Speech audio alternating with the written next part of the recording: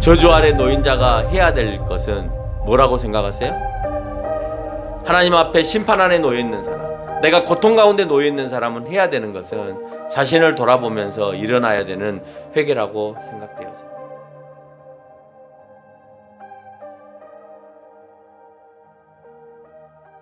다윗은 초기에 참 좋은 목자였죠. 자기의 양들을 잘 지키는 참 좋은 목자였습니다. 그리고 그 근성과 그 습성으로 다윗은 훌륭한 군인이 되었습니다. 그래서 자기에게 맡겨진 그 군인이 지지 않도록, 손상되지 않도록 지휘를 잘 하는 그런 군인의 역할도 잘 감당하였습니다. 다윗은 좋은 사람이었습니다. 아무리 자기를 적대시하는 사울이라 할지라도 그 사울의 아들인 요나단을 늘 품고 또 그의 요나단의 아들인 무비보셋까지 사랑으로 인도해주는 정말 멋진 그런 사람이었습니다. 그 이유는 성경 여러 곳에서 우리에게 말해주고 있듯이 여호와가 그와 함께 하셨기 때문입니다. 블레셋과의 전쟁 속에서 골리앗 앞에 섰을 때 그는 단창으로 나오거니와 나는 여호와의 이름으로 네 앞에 나온다 라고 말씀하면서 항상 여호와가 자신과 함께 하셨음을 늘 선포하는 그런 인물이었습니다. 근데 밧세바 사건 이후로 좋은 목자의 모습은 사라집니다. 또 훌륭한 군인의 모습도 사라집니다. 좋은 사람의 모습도 지워져 갑니다. 다윗은 밧세바의 사건으로 인해서 그 대가를 받았다라는 말에 불쾌해하는 사람들이 참 많습니다. 밖에서 또는 책을 통해서 보면 다윗은 절대 저주를 받을 수 없다. 그 대가를 받는 것이 아니다. 그런 일이 벌어졌을 뿐이다 라고 얘기하지만 오늘 읽었던 본문 사무엘하 12장 10절로 11절의 말씀을 읽으면 나단 선지자를 통하여서 분명히 너희 가문의 피가 끊기지 아니하고 또 너희 아내가 백주 대낮에 모든 사람들에게 당할 것임에 대한 선포를 하는 것을 보면 그리고 그 일이 이루어지는 것을 보면 밧세바 사건 이후에 다윗에게 분명히 하나님께서는 그 대가를 지불하고 계시다라고 하는 것을 우리가 알 수 있죠. 불쾌할 필요가 없는 거예요. 우리가 뭔가를 잘못했을 때 꼭 하나님께서 우리에게 그 대가를 지불하느냐? 할 수도 있고 안 할 수도 있습니다. 그 주권은 누구에게 있냐? 하나님께 있기 때문에 그렇습니다. 때로는 그렇게 안 하는 것처럼 보여지기 때문에 다윗이 전응이로 올 때 하나님 왜 저렇게 불의한 사람들이 아직도 건재합니까? 라는 얘기를 하죠. 그때는 아직까지 심판이 이루어지지 않았기 때문에 그래요. 오늘 다윗도 마찬가지죠. 밧세바의 사건이 일어나자마자 바로 저주를 받고 바로 오늘 무슨 일이 벌어졌으면 그런 일이 없을 텐데 시간이 지나고 나서 이루어지기 때문에 하나님께서 나에게 저주를 하지 않으시나? 하나님께서 나에게 심판하지 않으시나? 라고 착각하는 거죠. 왜? 다윗이 불의한 사람들을 보고 아직도 건재한 그 모습 속에서 판단하고 있는 것과 다르지 않다라고 하는 것입니다. 다윗이 밧세바를 범한 사건 이후 사무엘하 12장 이후에서 분명히 나단 선지자를 통하여서 여호와의 제약에 대한 메시지와 그 가족에 임할 저주의 메시지를 담고 있고 시간이 지남에 그 선포된 메시지로 계속해서 성취해져 가고 있다라고 하는 거예요. 자신의 양을 건진 선한 목자의 모습으로서 다윗 왕 우리는 너무 잘 알고 있죠. 또 본인 스스로가 시편 23편에서 선한 목자는 이래야 된다라고 쓰고 있기 때문에 선한 목자 하면 다윗 또 초대교회까지도 기다리고 있었던 그 대망의 메시아의 이미지가 선한 목자였기 때문에 자신이 그 다윗의 모습이 어쩌면 초대교회까지도 연결되어져서 정말 선한 목자는 다윗으로 바로 직결되어지는 그런 이미지였습니다. 그러나 밧세바와 우리아의 사건을 통하여서 다윗은 선한 목자의 모습이 사라져버려요. 그리고 어떤 목자의 모습으로 등장하느냐? 에스겔서 34장 1절로 6절에 있는 말씀처럼 자기의 양을 잡아서 먹고 즐기는 악한 목자의 모습으로 돌변하는 그런 목자의 모습으로 다윗의 이미지가 바뀌고 있다라고 하는 거예요. 왜 그럴까요? 왜 자기의 양을 잡아먹고 즐기는 그런 모습의 악한 목자의 모습으로 바뀔까요? 우리는 여기서 인간은 온전한 선한 목자가 될 수 없고, 온전한 선한 목자는 오직 예수 그리스도이심을 선포합니다. 이때 나단 선지자를 통하여서 다윗에게 하신 말씀이 바로 본문의 말씀이신데, 다윗 너가 나를 업신여겨 악을 행하였기에 칼이 내 집에서 영원토록 떠나지 않는다라고 말씀하고 있습니다. 네가 나를 업신여겼기에 칼이 내 집에서 영원토록 떠나지 않는다. 너희 집안에 계속해서 죽임을 당하는 일들이 일어날 것이다 라고 하는 것입니다. 너는 어두운 가운데 은밀히 밧세바를 강탈하였지만 내 아내들은 내가 빼앗아서 백주 대낮에 동침시키리라 라고 하는 무서운 저주의 말씀도 선포하고 있습니다. 과연 그러했는지에 대한 내용이 13장 이후부터 22장까지 자세히 설명하고 우리에게 표현하고 있습니다. 이렇게 시작된 다윗의 저주로 인해서 그 저주 가운데서 오늘 다윗은 총 7번에 걸쳐서 고통을 당합니다. 그 고통의 저주 가운데 일어나는 그 고통의 내용 7가지를 한번 살펴볼 겁니다. 첫 번째 고통은 밧세바를 강탈해서 강압에 의해서 빼앗아서, 그래서 그렇게 해서 얻어진 그 아이가 태어난 지 이래 만에 이름도 없이 사무엘하 12장 18절에 보니까 죽게 되는 사건을 볼 수가 있습니다.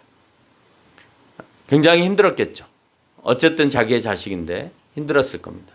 많은 자식들을 낳았음에도 불구하고 그때 그 당시에는 또 다른 자식들이 있기를 바라는 마음, 또 그 왕권이 강화되기 위해서는 자녀가 많이 있어야만 되는 그런 상황이었기 때문에 잃어버린 그 자식에 대한 아픔, 10명이든 20명이든 자식을 잃어버렸다라고 하는 것은 큰 아픔일 것이다라고 하는 거예요.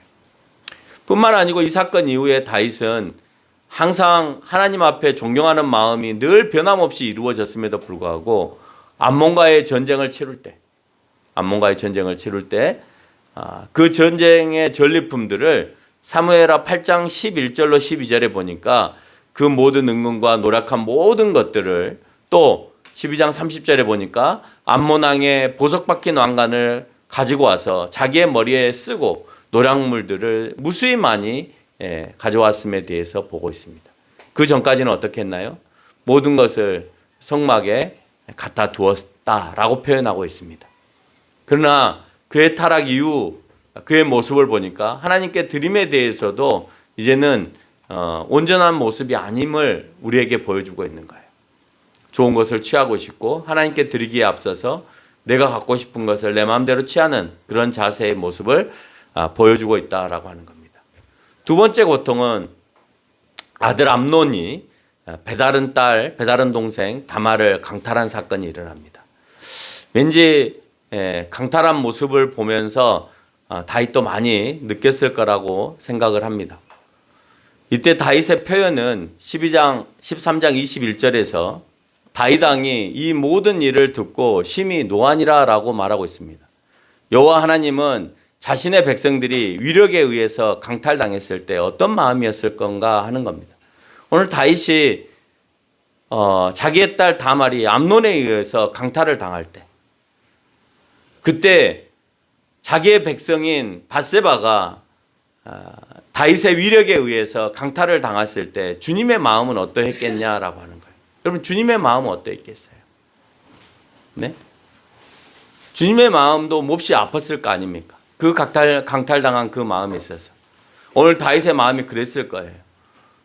내 딸이 힘에 의해서 자기 오빠에게 강탈을 당했을 때 그 마음, 다윗의 그 마음은 어떠했겠냐는 거예요. 그렇다면 반대로 밧세바가 다윗으로부터 강탈을 당할 때 여호와 하나님의 마음은 어떠했겠냐라고 하는 것입니다. 우리가 당한 분노의 상황이 나에게 있어서는 당연한 일로 받아들이지 않는지 우리는 무수히 많은 것들을 한번 고민해 봐야 해요. 다른 사람들 앞에 있어서는 불의한 일을 보면 막 화가 날 때가 있죠. 근데 그게 내가 해야 되는 상황 가운데 있을 때는 화가 나냐 이거예요. 예를 들어볼까요? 여러분 세상에서 높은 지위를 가지고 있는 사람, 높은 지위를 가지고 있는 사람들이 자기 자녀들을 좋은 대학에 보내고 좋은 대학원에 보냈습니다. 뭐 그다지 그렇게 공부를 잘하는 것 같지도 않은데도 불구하고 자기들의 방법을 통하여서 쉽게 보냈습니다. 기분이 나빠요? 안 나빠요? 그런데 만약에 여러분의 자녀를 누군가가 좋은 대학에 입학시켜준 다음에 하겠습니까? 안 하겠습니까? 네? 그러니까 남이 하는 것에 대해서는 화가 나는데 나의 적용이 됐을 때는 괜찮다. 이게 우리의 생각들인 거예요. 또 뭐 그거는 그렇다 하더라도 뭐 대학은 내가 좋은데 안 보낸다 하더라도 예를 들어서 뭐 TV에 등장하는 많은 정치인들이나 많은 세상의 유력가들이 자기의 자녀들을 뭐 취업을 막 시키고 취업 비리를 일으켰어요. 그냥 야 우리 자녀 하나 좋은데 취직 시켜줘라고 해서 취직을 했습니다. 기분이 나쁩니까? 안 나쁩니까? 기분이 나쁘죠. 기분이 나쁜데 내 아들이 집에서 빈둥빈둥 놀고 있고 아무것도 안 하고 있으면 내가 다른 사람한테 내 아들 내 손자 취직시켜달라고 부탁합니까? 안 합니까? 하죠. 똑같은 겁니다. 실력으로 들어가는 것이 아니라 누군가에게 부탁을 해서 그 사람이 내 아들과 내 손자를 집어넣어준다면 나쁠 거 하나도 없죠. 그러니까 우리가 작은 거 하나도 한번 잘 생각해 보라는 거예요. 누군가가 나에게 기분 나쁘게 말하는 것에 대해서는 굉장히 기분 나쁘게 들리지만 내가 남에게 막 퍼붓는 거에 대해서 타인에게 대해서 퍼붓는 거에 대해서는 나는 괜찮아 라고 표현한다면 그것은 우리가 옳지 않은 모습이다라고 하는 거예요. 그거는 목사나 여기 있는 모든 성도가 함께 같이 반성을 해야 되는 부분이 아닌가 그런 생각을 해봅니다. 세 번째 고통입니다. 압살롬은 암논을 죽이기 위해서 양털 깎는 일에 동원시킵니다. 이제 압살롬과 아까 말했던 다말은 한 배에서 나온 형제 자매지가 아니었습니다. 그러니까 압살롬은 자기 누이가 죽은 것에 대한 마음이 굉장히 아픈 거예요. 그래서 그 자기 누이를 강탈한 그 암논을 죽이고 싶은 거예요. 물론 배가 다른 형이긴 하지만 정말 이제 화가 나는 거죠. 그래서 기회를 봤습니다. 그 기회를 보고 양털을 깎을 때 1년에 한 번쯤 양털을 깎을 때 이제 아버지에게 부탁을 해서 아버지에게 부탁을 해서 암논과 그 형제들을 좀 보내주라. 그래서 우리 집에 있는 양털을 좀 깎게 해달라라고 요구를 합니다. 결국 이제 암논만 보낸다고 했다가 이제 모든 형제들까지 다 가게 되는 일로 바뀌었죠. 그리고 그들에게 이제 양털을 깎는 일을 했으니까 우리가 김장을 하고 나면 뭘 먹어요? 수육을 먹잖아요. 예. 왜? 고생했으니까 힘드니까. 그러니까 이 사람들도 양털을 깎고 난 다음에 뭘 먹냐? 술을 먹는 거예요. 피곤하니까. 그래서 술에 이제 잔뜩 취해 있는데 그 가운데에서 압살롬이 계획한 대로 암논을 죽여버립니다. 자기 형제를 죽여버립니다. 그리고 나머지 형제들을 뒤쫓아서 죽이려고 하는데 그들은 다행히 죽이지 않고 다윗성으로 들어갑니다. 압살롬이 암논을 죽이기 위해서 사지로 몰아가는 모습, 그쪽으로 몰아서 거기에서 죽여야 되겠다라는 마음을 먹고 암논을 그곳으로 몰아가는 모습, 무엇을 연상하게 만드세요? 다윗의 뭘 연상하게 만드세요?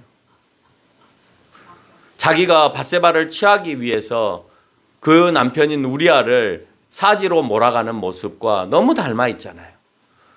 그렇게 사지로 몰아가는 우리아의 모습을 통하여서 하나님께서는 이미 말씀하셨던 12장 10절로 11절에서 얘기하고 있는 것처럼 내가 너희 집 안에 그 칼을 멈추지 않게 하겠다라고 하는 그 말씀을 그대로 실현하고 있다는 거예요. 영원토록 떠나지 않게 하겠다. 그래서 자기 형제가 자기 형제를 죽이는 피바람이 불어오기 시작하고 있는 겁니다. 네 번째 고통은 압살롬과 아히도벨의 반역이었습니다. 자기 아들이잖아요. 피바람은 계속되어집니다. 아들이 이제 누구에게까지 칼날을 들이대느냐?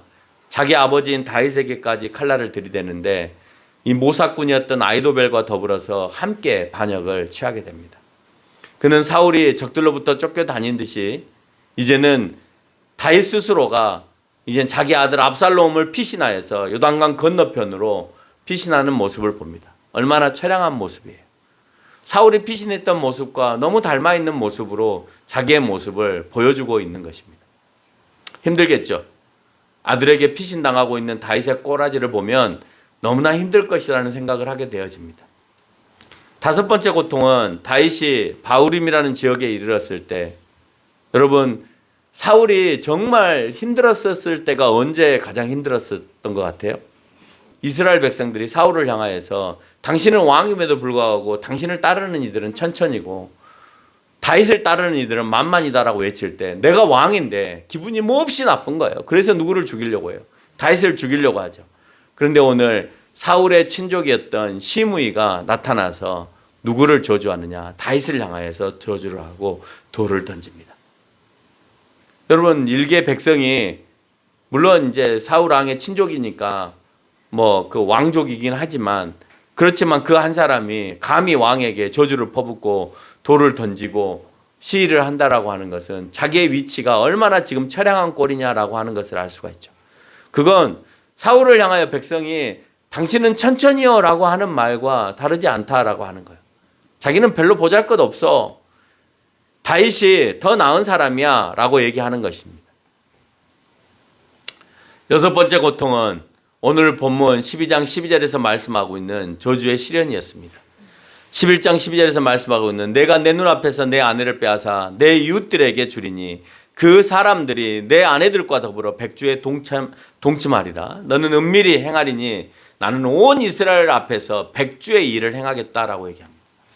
자신이 우리아의 아내에게 행한 일을 밤에 행했죠. 근데 오늘 다윗을 향하여서 하고 있는 그 모습, 다윗 앞에서 드러나는 자기의 아내들이 당하는 그 모습에 있어서는 저녁에 행하는 것이 아니라 백주 대낮에 이루어지고 있다는 거예요. 자기의 아들 압살롬이 자기의 10명의 부인들에게, 오늘 그 성에다가 두고 온 10명의 첩들에게 오늘 자기의 아들인 압살롬이 그 부인들을 이제 다 힘으로 강압에 의해서 동침하는 그 사건을 보게 되는데, 아비도멜이 이것에 대해서 계획을 세웁니다. 어떻게 세우냐? 똑같이 다윗이 자기의 궁에서 이렇게 아래 마을을 이렇게 쳐다보고 내려오듯이 자기네들도 그 궁에 다락에다가 천막을 쳐놓고 모든 사람이 다 볼 수 있는 대낮에 거기에 10명의 자기 아버지의 첩들을 거느리고 거기에서 동침하는 일을 하게 되어진다는 겁니다. 아히도벨의 입장에서는 이제 반역을 했잖아요. 압살롬과 더불어 반역을 했잖아요. 그러면 어떻게든지 압살롬을 왕권 강화를 시켜야 되는 거예요. 아히도벨에게 있어서 왕권 강화는 그 다윗이 거느리고 있는 그 첩들을 지배하는 거예요. 왠지 동물의 세계 같지 않아요? 사자들의 세계를 보면 수컷을 내몰고 암컷 무리가 한 10마리쯤 이렇게 모여 있으면 그 10마리들을 새로운 수컷이 와서 다 지배하는 거죠. 그리고 누구를 죽여요? 자기 전에 낳았던 새끼들을 다 죽이잖아요. 왜? 걔네들이 성장을 해서 또 이 왕궁을 자기네들이 자기가 늙었을 때 차지할 수 있기 때문에 새끼들을 다 물어 죽입니다. 오늘 압살롬은 다윗의 형제들을 다 죽이려고 했잖아요. 암논부터 죽였잖아요. 그렇죠? 그리고 나서 늙은 자기 아비를 내쫓았잖아요. 그리고 암컷들을 거느렸잖아요. 그런 모습들을 보면 왠지 동물의 왕국의 모습과 너무 많이 닮아 있는 것을 우리가 볼 수 있죠. 아히도벨은 그로 인해서 이제 다윗이 누리고 있는 그 모든 것들을 압살롬이 누림으로 인하여 왕권을 더욱더 강화시키고, 그로 인해서 그곳에서 또 다른 자녀가 생산이 되어지면 이제 다윗은 소멸되어질 거라고 생각을 했어요. 이제는 그의 첩들이나 그 부인들이 감히 왕의 여인들을 건드릴 수 없는데, 압살롬에 의해서 건드려진 그 아내들로 인해서 자녀가 낳아지면 그러면 이제 다윗도 어떻게 할 수 없는 그런 상황이다라고 생각해서 아히도벨의 계략에 의해서 그 일들이 실현되고 있는 걸 볼 수가 있죠. 그러나 이 모든 일들이 아히도벨의 계략으로 통해서 이루어지는 것처럼 보여지지만 이미 나단 선지자를 통하여서 다윗에게 선포한 그 일의 실현이다라고 말할 수 있는 거예요. 누군가를 통해서 일을 하죠. 그 저주도 누군가를 통해서 일을 합니다. 그래서 그 사람에 의해서 이루어졌다고 해서 그 사람의 잘못으로만 이루어진 것이 아니라 이미 그런 일이 이루어질 것에 대한 하나님의 계획이 존재하고 있다라고 하는 거예요. 그 사람이 어떤 저주를 받고 어떤 어려움을 당할 때 그것에 대해서 우리가 슬퍼해 주는 것도 물론 중요하지만 한 번쯤 돌이켜 봐야 하는 거예요. 그럼 우리는 세상을 향하여서 그런 얘기들을 참으로 하기 어려워합니다. 오늘 다윗이 이런 일을 당하였기 때문에 슬퍼해 줘야 되는 건가요? 네? 어떻게 생각하세요? 이미 하나님께서 계획하신 일이 실현되어지는 거잖아요. 근데 우리는 슬퍼해 줘야 되는 거예요. 세상에서는. 그 사람이 아픔이 있을 때 아픔을 껴안아 주는 것이 우선이에요. 그러나 우리의 입장에서는 그 사람의 아픔을 껴안아 줘야 되겠지만 본인의 입장에서는 다시 한번 하나님 앞에 돌아가는 작업이 이루어져야 된다라고 하는 겁니다. 분명 이 사건을 통해서 다윗은 많은 것을 느꼈을 것입니다. 그 누구도 힘을 가지면 자신처럼 악한 일을 자행할 수 있다는 사실을 깨달았을 것입니다. 그렇죠? 예. 그래서 얼마든지 다윗 나 스스로만, 왕인 나 스스로만 그 일을 하는 것이 아니라 얼마든지 자기보다 힘센 무리가 등장을 하거나 힘센 사람이 등장을 하면 내 것도 빼앗아갈 수 있구나라고 하는 것을 다윗은 충분히 느끼고 있다라고 하는 거예요. 그게 심지어는 타인이 아니라 내 아들이 될 수도 있다라고 하는 사실에 아마 다윗은 더욱더 깜짝 놀랐을 수 있다라고 하는 것이죠. 우리의 주변에서 나를 향한 비수는 세상에 악한 사람들만이 나를 향하여 비수를 꼽는 건 아니에요. 나를 향하여서 오는 모든 칼날과 비수는 내 주변에 가까운 사람들에 의해서도 얼마든지 이루어질 수 있는 거예요. 그러기 위해서 우리가 더 다윗이 놓쳐버린 여호와 앞에 바로 섬에 대한 그 자세가 우리 가운데도 분명히 있어야 된다라고 생각합니다. 분명히 이 사건을 통해서 다윗의 그 고통과 그 괴로움은 계속해서 가중되어지고 그 가중되어진 그 내용들이 시편에서 계속해서 담겨져서 우리에게 이렇게 고통 가운데 내가 놓여 있음에 대한 그 표현들을 하고 있는 것을 우리는 많이 읽을 수가 있습니다. 마지막으로 7번째 고통입니다. 가장 사랑하는 아들 압살롬이 자신과의 전투에서 죽게 됩니다. 사실은 자기의 아내들을 범하고 또 자기 자신에게 대적했던 압살롬이니까 보기 싫고 멀리하기를 원했을 수 있지만 오늘 다윗은 압살롬을 굉장히 사랑해요. 근데 그 사랑한 압살롬이 결국 죽고 맙니다. 압살롬이 자기에게 있어서 정말 못된 짓을 했지만 암논이 죽을 때에도 압살롬이 암논을 죽을 때에도 13장 39절에서 보니까 다윗의 마음이 압살롬을 향하여 간절하다라고 표현하고 있습니다. 내 죽일 놈 이런 것이 아니라 압살롬을 향하여서 간절한 마음을 갖고 있어요. 그 마음을 누가 읽느냐? 다윗 옆에 측근으로 늘 군대의 지휘관으로 있었고 다윗을 무시했던 요압이 그 마음을 읽습니다. 14장 1절에서 보니까 요압의 왕의 마음이 압살롬에게 향한 줄 알았다라고 표현하고 있습니다. 압살롬에게 향해 있다. 이 마음을 아니 어찌 자기 형 암논을 죽였는데 압살롬에 대해서는 저렇게 관대하지? 라는 생각을 옆에 있는 요압이 느끼게 되었다는 거예요. 이 다음의 왕은 압살롬이겠구나 라고 요압은 생각하게 되어지는 거예요. 그러면 내가 오늘 다윗의 입장에서 지휘관인 요압은 불편하겠죠. 나중에 압살롬이 왕이 되었을 때 우리 아버지 옆에 누가 있었어? 요압이 있었어? 그래 그러면 요압 죽여. 이게 되겠죠. 그걸 미리 알고 있는 요압의 입장에서는 누구를 죽이고 싶은 마음이 강할까요? 자기가 권력을 갖고 있는 동안에 압살롬을 언제든지 죽이고 싶은 마음이 강할 것입니다. 그러지 않겠어요? 그 왕권과 힘의 논리 속에서는 그런 일들이 강할 수밖에 없다라고 하는 것이죠. 요압은 18장 14절에서 결국 다윗에게 쫓겨가는 도중에 그 머리가 어디에 대롱대롱 매달려요? 상수리 나무에 대롱대롱 매달려서 이러지도 못하고 저러지도 못하고 옛날에는 머리를 아주 길게 늘어뜨리고 가는 것이 멋있는 사람이었나 봐요. 그러니까 그 머리카락이 나무에 가다가 나귀를 타고 가다가 감겼는데 자기 몸을 지탱할 수 있을 정도로 감길 정도면 머리가 얼마나 길어야 자기 몸을 감을 수 있겠어요. 여자처럼 머리가 아주 길어야 되는 것인데 아주 멋있게 생겼다라고 압살롬에 대해서 표현하고 있거든요. 그러니까 그 당시에는 남자든 여자든 머리가 긴 것이 아름다움의 표현이었던 것 같아요. 그래서 지금 여자들이 하고 있는 모든 것들은 사실 남자들의 전유물이기도 했습니다. 머리 긴 것 남자들의 전유물이었습니다. 하이힐 신는 것 남자들 것이었습니다. 유럽 사회 안에서 옛날에 말똥을 밟지 않기 위해서 소똥을 밟지 않기 위해서 이 굽을 높여가지고 신고 다녔어요. 밑창이 넓으면 그 소똥이나 말똥이 붙어가지고 너무 무거워지잖아요. 옛날에는 사방이 그런 거였기 때문에. 그래서 밟아도 많이 붙지 않게 하기 위해서 뾰족한 구두를 만들어서 신고 다녔다라고 하는 거예요. 그 상수리 나무에 대롱대롱 달려서 살려달라고 외치는 그 압살롬. 다윗의 병사가 그것을 봅니다. 근데 차마 다윗이 죽이지 말라라고 얘기를 하고 있기 때문에 못 죽여요. 압살롬에 대해서 불쌍하게 여겼기 때문에 죽이지는 못하는 거예요. 손대지 마라. 그에게 관대해라. 라고 다윗의 명령이 떨어졌기 때문에 그렇게 대롱대롱 매달렸던 적처럼 지금 되어 있는 압살롬을 죽이고 싶지만 못 죽이고 그냥 돌아옵니다. 그것을 누가 듣느냐? 요압이 듣습니다. 요압이 듣고 그걸 내버려 둘까요? 내버려 두지 않을까요?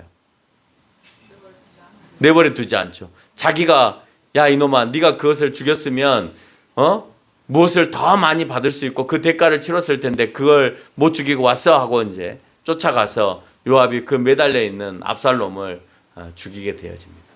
그래서 다윗은 그 슬픔이 더욱더 가중되어지는 것을 알 수가 있는 것이죠. 계속되어지는 그 가족 내에 일어나는 피바람, 칼이 너희 가족 안에서 멈추지 않겠다라고 하는 그 말씀이 계속해서 실현되고 있는 것을 우리는 알 수가 있는 거죠. 12장 10절에서 언급하고 있는 칼로 내 집에서 영원토록 떠나지 아니라는 말씀.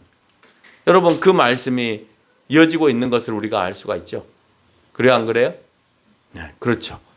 그냥 단지 요압의 잘못으로도 보여지지만 요압의 그 잘못된 그 모습, 악한 그 모습들이 결국 오늘 나단 선지자로 선포되어지는 그 일에 오늘 요단이 동참하고 이 요압이 동참하고 있는 것을 볼 수가 있는 거예요. 요압이 하지 않아도 되죠.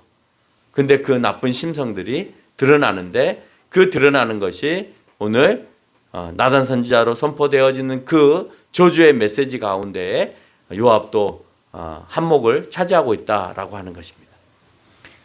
다윗의 정의와 공의롭지 못한 행동들은 이방인들과 싸워도 힘든데 그 나라 안에서 계속해서 분쟁의 관계로 계속 가슴 아픈 사건으로 연결되어지고 있다는 거예요. 오늘 다윗은 정말 정의로운 마음을 통하여서 하나님께서 지배하기를 원하시는 그 가나안 땅 주변에 있는 모든 족속들을 점령하고 이스라엘이 차지하는 그 땅으로 만들어가는 데에도 지금 시간이 부족해요. 그리고 거기에 힘을 다 썼는데에도 자기의 여력이 부족해요. 그런데 오늘 다윗이 공의가 무너지고 정의가 무너지고 난 다음에는 이방인들과의 싸움을 통해서 그 영토가 확장되어지는 것이 아니라 이미 차지한 그 땅 안에서의 분쟁들이 일어나고 심지어는 자기 가족과 자기 혈통들과 싸우면서 쫓기면서 죽이면서 그런 일들로 많은 시간들과 힘을 빼앗기고 있다라고 하는 거예요. 하나님은 그것을 사실 원하지 않으셨죠. 그러나 정의와 공의가 무너진 다윗에게는 더 이상 더 확장되어지는 것을 하나님께서는 또한 원하지 않으셨다라고 하는 거예요. 하나님께서 그에게 평안을 주신 짧은 순간을 다윗은 정의롭지 못한 행동으로 말미암아 계속 하나님의 저주 아래 놓이게 되어졌다라고 하는 거예요. 그나마 다행스러운 것은 나단이나 갓 선지자의 외침 가운데 다윗은 회개했다라는 점에 있어서 그나마 다행스러운 모습이다. 사울과 다른 모습이다라고 하는 것입니다. 저주 아래 놓인 자가 해야 될 것은 뭐라고 생각하세요? 회개라고 생각합니다.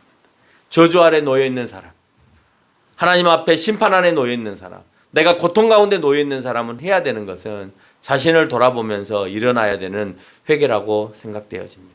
결론을 맺겠습니다. 사무엘하 8장 15절에서 언급하고 있는 대로 다윗이 모든 백성 앞에서 정의와 공의를 행하는 왕이라고 할지라도 그곳에서 정말 다윗을 향해서 너는 정의와 공의를 행세하는 그런 왕으로 표현되어 있다 할지라도 12장 4절에서 보니까 우리 12장 4절 한번 다 읽어볼까요? 시작. 어떤 행인이 그 부자에게 오매 부자가 자기에게 온 행인을 위하여 자기의 양과 소를 아껴 잡지 아니하고 가난한 사람의 양 새끼를 빼앗다가 자기에게 온 사람을 위하여 잡았나이다 하니.